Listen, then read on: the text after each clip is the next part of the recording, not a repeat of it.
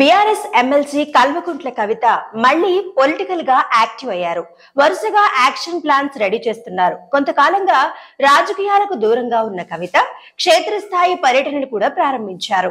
కేంద్ర రాష్ట్ర ప్రభుత్వాలపై పోరాటానికి సిద్ధమవుతున్నారు.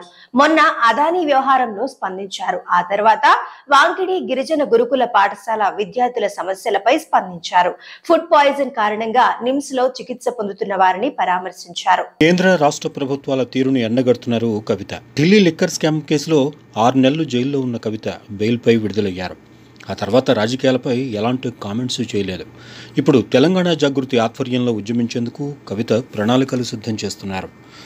జాతీయ స్థాయిలో అదానీ వ్యవహారం హాట్గా మారడంతో కేంద్ర సర్కార్ను టార్గెట్ చేస్తూ కవిత ట్వీట్ చేయడం సంచలనంగా మారింది. అలాగే రాష్ట్రంలో బీసీల రిజర్వేషన్ల పెంపు కోసం సర్కార్ కొలగండను మొదలుపెట్టడం, బీసీ ఎజెండాకు బీఆర్ఎస్ ప్రాధాన్యత ఇస్తూ ఉండడంతో ఇప్పుడు ఈ అంశంపైన కూడా ఎమ్మెల్సీ కవిత దృష్టి సారించారు. పూలే ఫ్రంట్ పేరుతో జాగృతి ఏర్పాటు చేసిన వేదికతోనే బీసీలకు చేరువయ్యేలా కార్యాచరణ అమలు చేసేందుకు రెడీ అయ్యారు కవిత.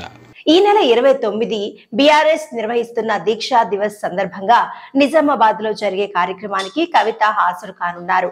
అదే రోజు నుంచి ఇక ప్రజాక్షేత్రంలోనే క్రియాశీలకంగా ఉంటూ పోరుబాట పట్టాలని కవిత భావిస్తున్నారు. పొలిటికల్ గా కవిత యాక్టివ్ అవుతుండటంతో బీఆర్ఎస్ శ్రేణుల్లో జోష్ పెరుగుతుందని ఆ పార్టీ నేతలు అంటున్నారు.